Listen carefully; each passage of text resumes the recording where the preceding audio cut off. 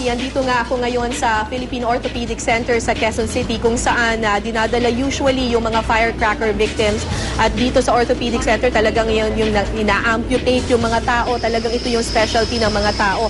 Pero as of last count, 171 lamang yung firecracker victims na naitala ng DOH dito sa NCR. Pero ito ay base lamang sa 7 hospitals, Howie, ano?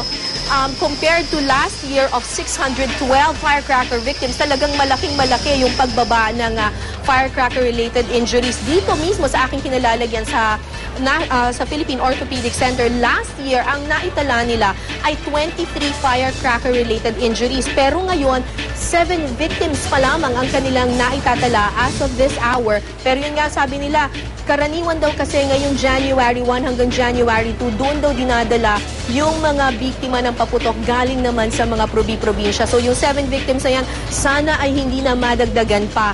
Kasi kung sakasakaling hindi madagdagan, napakalaking pagbabayan sa bilang ng firecracker injuries, lalo na dito sa dinadala sa Philippine Orthopedic Center. Imagine from 23 firecracker victims, ngayon ay 7 na lamang. Dito sa 7 victims na ito, these are all adults.